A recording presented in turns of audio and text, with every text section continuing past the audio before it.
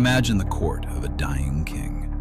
The advisors are screaming, everyone has a plan, everyone is certain. They project confidence because they believe it is the mask of authority.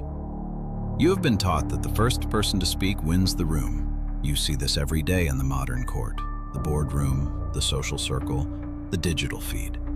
The loudest man is labeled the leader.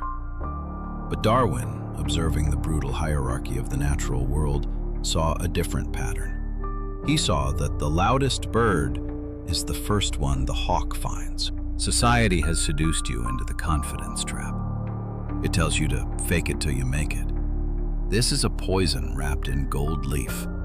It encourages you to build a palace of cards on a foundation of sand.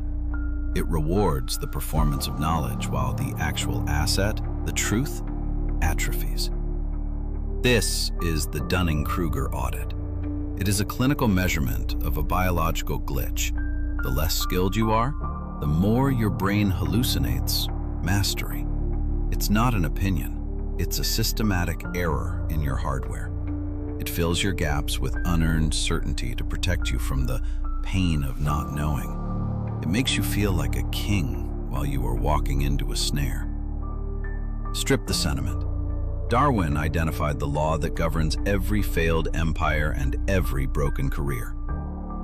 Ignorance more frequently begets confidence than does knowledge. He wasn't writing poetry.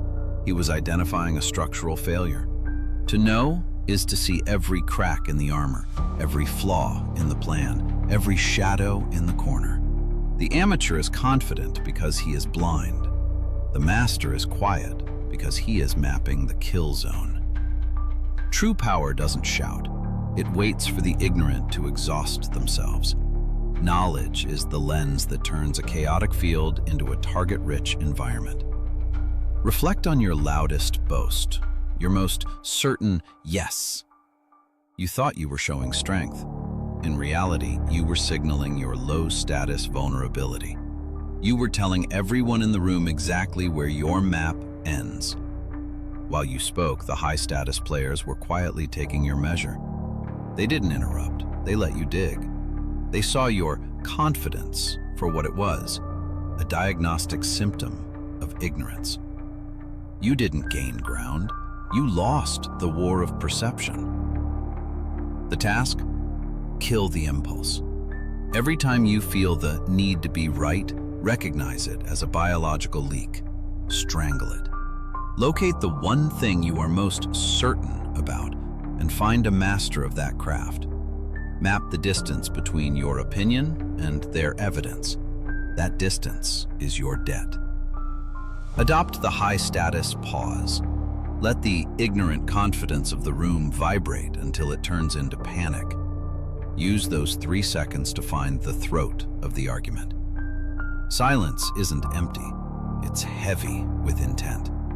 It is the signal that you only deploy verified intelligence. Nature does not forgive the uncalibrated. History is a silent graveyard of confident men who marched into the meat grinder with a smile, convinced they were leaders until the blades touched their skin. Ignorance creates the confidence. Darwin gave you the lens. Dunning-Kruger gave you the map. The silence gives you the edge. Pay the debt, or become the payment.